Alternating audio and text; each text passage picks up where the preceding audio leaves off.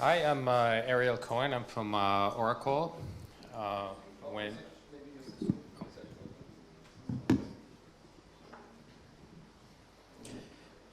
a few months ago, when the NVMe TCP patches were submitted, I started doing a performance study to compare NVMe TCP to NVMe RoCE, and the motivation was mostly in terms of using this for use cases at Oracle. I haven't been personally involved in the standardization or the implementation of this, so I take no credit for it and accept no blame for it. I was focused on studying the performance. And I don't need to go through the introduction to this. Roy gave us a very good introduction on this topic. So one thing I will say is that RoCE, it's RDMA over converged Ethernet, which gives you a hardware transport, zero-copy memory transfer. So clearly it has hardware that provides better performance than doing something like software TCP. So what comparisons were run? So basically, I was looking at the kernel implementation and the SPDK implementation. They're both available. And then in each one, comparing TCP to RoCE. And the SPDK, I'm sure most of you are familiar with it, a storage performance development kit, which provides tools and libraries for writing high-performance user mode storage applications, and it has this polled mode operation. So I was interested in SPDK versus kernel, and also in the performance tools. There's FIO with the famous FIO, and then there's perf that's part of SPDK, which has lower overhead. So I wanted to compare those and also see the impact of the MTU. So this was a pretty extensive study, and the results are in the paper that I posted. There's a lot there. I can't go over all of it, but I'll go at least over some of it, and then the rest you can see in the paper. So this is a basic test configuration with two servers back-to-back over 100 gig Ethernet. One client, one target, fairly low-end servers, each one dual CPU with 8 cores per CPU, 2.1 gigahertz, 32 gigabytes of memory. NIC is Mellanox Connect X5, which is capable of RoCE in hardware. Here are the software versions. It's 4.19 with the NVMe patches, NVMe TCP patches, and SPDK and FIO versions. I wanted to study the performance of the protocols in isolation from any NVMe device performance aspect. So I use a null block storage device in these tests as the target, and the workload was a random mixed reads and writes for the FIO and perf workload. So let's start with impact of MTU, which was kind of one of the first things I ran for some reason. So this is with the NVMe TCP. The numbers you see in this chart, they're all in thousands of IOPS. So when it says, 1,084, it's a million IOPS, a little over a million IOPS. So this ran with 32 client jobs, IO depth of 8, and you can see the impact, 1,500, 9,000 MTU. And it's significant with NVMe TCP, about 28 to 50% increase as you go with the larger MTU. Obviously, for the larger I/O sizes, a small I/O size like 512, it's not going to make a difference. Also, lower latency. With SPDK, I ran the same thing. The difference is less significant, but it's still significant. With RoCE, you won't see this because it's, obviously that's done in hardware, so it's not an issue with dealing with the smaller packets. So what workloads did I test? So I did the workloads with 32 jobs, which basically used all the cores on the client. And I did varying I/O sizes, so with I/O depth 8. I'm not going to show the results of that workload here. We don't have the time. It's in the paper. But I will go over quickly the single job case with different I/O depth and the 32 job case with different I/O depth with the size of 4 kilobyte size I/O size. So let's start with the kernel and TCP versus RoCE with one job. So here we see basically the IOPS on the, again, it's in thousands. You can see that RoCE, so you get good performance. So throughout this whole thing, I need to say that NVMe TCP provides fairly good performance. And in a lot of these graphs, you will see RoCE is much higher, but that shouldn't distract you from the fact that actually NVMe TCP performs well.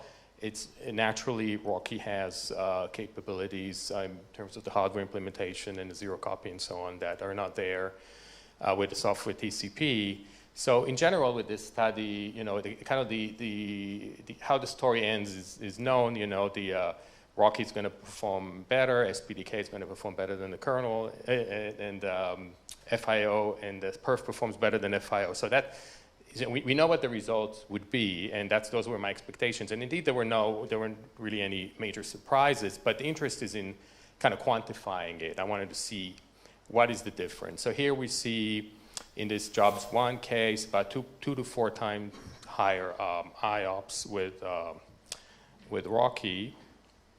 And similarly with the latency, the impact is similar. The local node block device is 1.3 microseconds, so it's very negligible in the latency picture here. Okay, so let's look at 32 jobs. We basically get between 28% higher to 3 times the IOPS on RoCE compared to TCP, and we're getting, you know, I mean, if you look at the local node block device, it's 7.5 million IOPS, so you can compare to what we're seeing here with, we're getting up to 1 million on this setup with NVMe TCP, and we're able to get to the 3 million on RoCE. Okay, similar on latency of TCP versus RoCE. CPU load, in general, you will see that the client CPU load in this kind of test is higher than the target because it's also, you know, it's one client, one target, and the client is running the actual I/O load test utility. You will see, you know, here that the, again, significantly lower CPU load to throughput ratio for RoCE, again, as expected. But you can see both on the client and on the target what the CPU is like for RoCE versus TCP. I won't go over this in detail, but you can see it in the paper. Look at it more carefully. Yeah. Yep.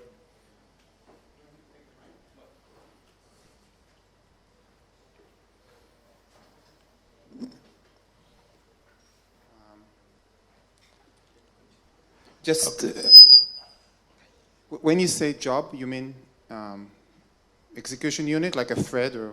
Yeah, I mean, so this is basically a job in the basically FIO job. Right. So it's another. And what was the how many? Like every time you use a certain amount of jobs, you have as many as CPUs as these jobs, or you? I had on the server so I had 16 CPUs there, and I ran 32 jobs. Hyperthreading was enabled. That was the setup. So it's actually 8 CPUs with hyperthreading? It's 16 CPUs, physical CPUs, hyperthreading. So, okay. And what was your affinity strategy with regarding to, was it diagonal interrupts? Did you run it on both NUMA nodes? You know, maybe you can... Yeah, I did not make, so basically I did not try to set up any, to kind of stitch any particular affinity there. I just ran it. So it's whatever the driver is doing? Right. For the case of TCP? Yep. And also you're probably running, it's a modern node that has two NUMA sockets, right? So correct. Okay, because many times in network micro benchmarking, people are using only the NUMA node, which is closer to the card. So you use it like out of the box. You didn't touch so anything. what I did, right, for the 32, I used it out of the box for the 32 jobs. For the single job case, I did set the affinity to the closer NUMA right. node. Yep. Okay. Okay. Okay. Let's continue. So SPDK, we transitioned from kernel to SPDK. Now this is kind of an anomaly case here that I don't fully know the reasons for it. So as you can see here in the single job case, there's a big gap between TCP and RoCE. And basically TCP, I didn't get on this set, on the case of single job, I didn't get much benefit on the higher I/O depths from SPDK. I'm not sure why, but with RoCE I did get a big benefit, so that's why you're seeing this big gap here. In the 32 job case, it looks more like what I expected it to be. And in fact, when I used perf as opposed to FIO, also this anomaly wasn't quite there. So that's something to look into, why the gap is as wide as it is here. Similar with latency. And let's look at the 32 job case. Again, RoCE versus TCP. With SPDK, you get 2 to 7 times the IOPS on RoCE, and we're getting pretty close here actually to the this 5,000 something IOPS with RoCE is it basically boils down to 170 something gigabits per second, so close to the bidirectional bandwidth of the wire. Yeah, similar with the latency, lower latency for RoCE. Okay, so how does the kernel compare to SPDK? So here's this kind of anomalous case that I told you about. The jobs equals 1. If you compare kernel and SPDK, when I/O depth is 1 or 2, I see a nice increase with SPDK compared to the kernel. But then at the higher I/O depths, for some reason, it's not the case. So that's something to look at because that's not what I expected to see. No, this. I'm sorry? While he's getting the mic, I mean, this is what you should expect to see because you're getting over 32 CPUs, right? So at around 16 to 32, you're seeing the inflection because the kernel is doing a better job of balancing your CPUs. Right, but even on the single job case, I would have expected to see a benefit with SPDK. Single job was better, right? SPDK? No, this is all a single job. What you see here on the x-axis is the number. It's the I/O depth. Oh, this is not CPU. This is just I/O depth. Okay. Yeah. So that doesn't make sense. Yes. Right. So that's not what I. Yes, just the question is the kernel versus SPDK is on the target side, or on the initiator, or both? Both. Okay, I'll think about it. Okay. Right. Okay. So kernel versus SPDK for RoCE. So actually, RoCE gets a big boost out of SPDK, bigger boost than TCP. So it makes a very significant difference when you move from kernel to SPDK. So a quick clarifying question on that. When you say SPDK TCP, what does that mean? So NVMe TCP has an implementation within SPDK. So it's an SPDK implementation of the TCP stack. Yeah, so in user level. Yeah. Okay, let's look at the 32 job case. So here it behaves more like I expected when you go from kernel to SPDK. You do get a benefit throughout the different I/O depths for the 32 job case, unlike the 1 job case. So this is what it looks like for TCP. A nice increase as you go into the higher I/O depths. And this is RoCE also for 32 jobs. And we're basically getting also a very nice boost with SPDK. A bigger boost, actually. Okay, so another interesting thing is what does the latency distribution actually look like? So, you know, I showed some results with latency, but that's average latency. An actual question is, how is the latency distributed? Do you get a lot of, you have a long tail? Are there some I/O, on average they may be good, but there are quite a few I/Os that have a high latency. So it's always important to study the distribution, not just the average. And so FIO actually spits out latency distributions as well. So it's fortunately pretty easy to look at that. So I looked at the 32 jobs, I/O size 4 kilobyte, and varying the I/O depth per job 8 and 16 I/O depth per job. So here's what I got for I/O depth 8. So you see different latency ranges there, and comparing the TCP kernel, TCP SPDK, RoCE kernel, RoCE SPDK. So, you know, the red one is TCP kernel, so you see it has, it's shifted more to the right because higher latency has more tail to it. When you go from kernel to SPDK in kind of the light blue, light gray graph, you get, you know, lower latency, less tail. And then with RoCE, you can see the RoCE kernel in the yellow graph, which is to the left of the TCP graphs because of, again, lower latency, less tail. And if you go to the RoCE with SPDK, then it's particularly good. So you can see how these different protocols affect the distribution of the latency. As you go to deeper I/O depths, you get more of a tail. You get more high latency I/Os coming in. So the difference is more pronounced. So again, the kernel has a longer tail than SPDK for both TCP and RoCE. TCP has a longer tail than RoCE, and it's actually fairly long tail for higher I/O depths. So that gave me some idea of what that looks like.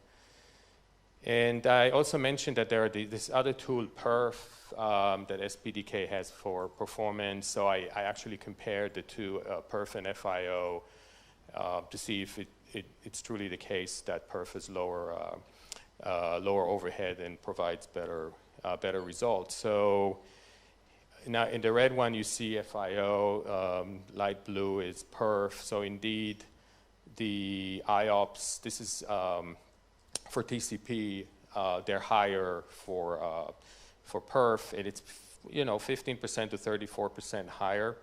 And this is where this is this jobs one case where I had this weird phenomenon with FIO where I wasn't seeing much benefit with SPDK, but here you see that actually it does do well as you go into the I/O depths with perf versus FIO. So I'm not sure why they behave differently in this case, but they do.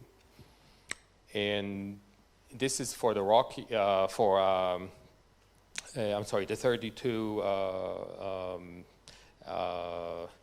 okay, let me see what I did here. This was, this was a 32 job. The previous one was the single job.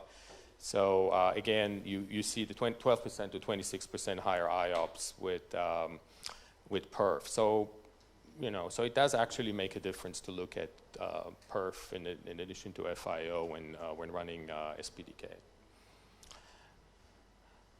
Okay, so let's look at what the actual latency numbers were, because it's a little bit hard to see from all the graphs. So I put it in these tables so you can see this is the jobs 1, and let's say I/O depth 1. So you can see TCP kernel, I was getting 60 microseconds. So this is microseconds.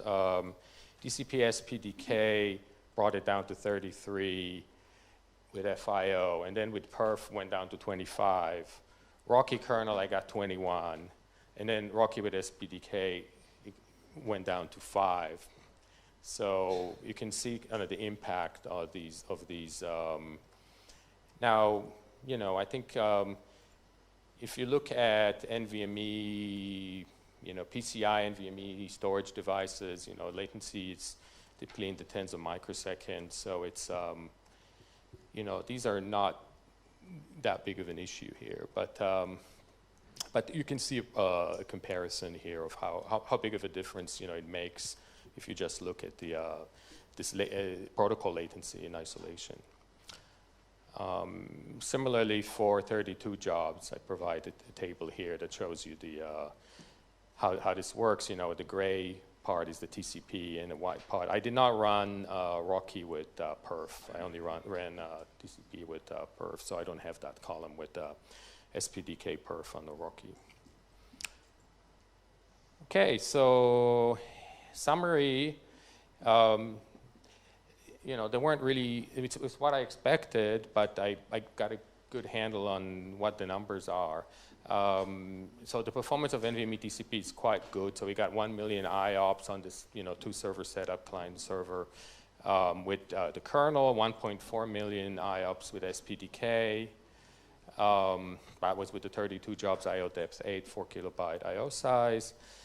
When you go to 9,000 MTU versus 1,500, you do get a meaningful increase in performance with NVMe TCP. RoCE performance is significantly higher than NVMe TCP in all the tests. So instead of 1 million IOPS in the kernel, we got 2.5 million, 5.4 million IOPS with SPDK instead of 1.4. But SPDK increases performance significantly for both TCP and RoCE. More so for RoCE than TCP, but it's significant for TCP as well. Longer latency tail for TCP versus RoCE. SPDK reduces the tail for both, and perf shows better performance than FIO for NVMe TCP. I did not get the time to do it for RoCE. Okay, that's what I had. Any additional questions?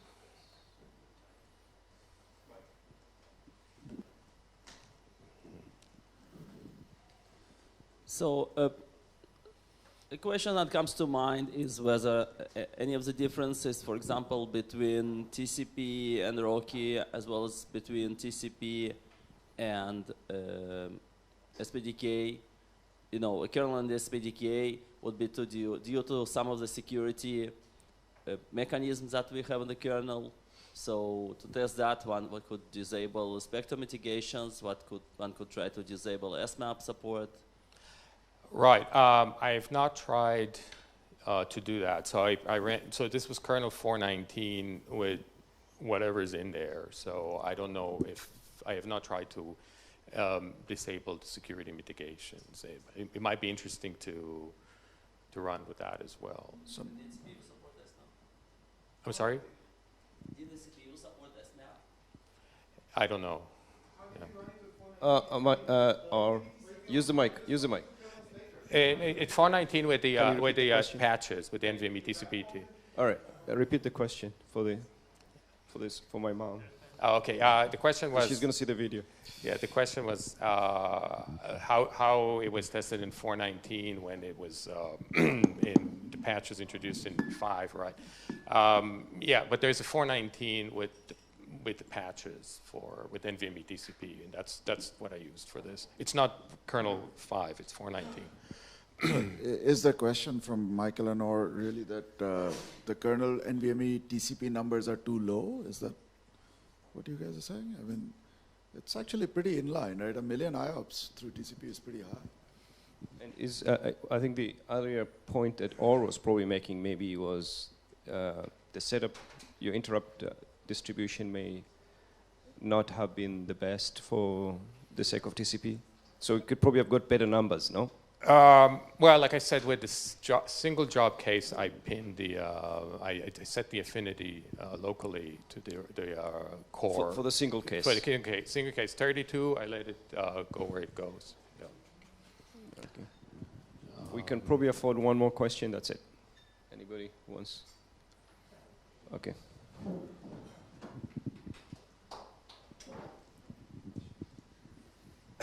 So certainly the NVMe or TCP kernel number are quite low, and the latency distribution is everywhere.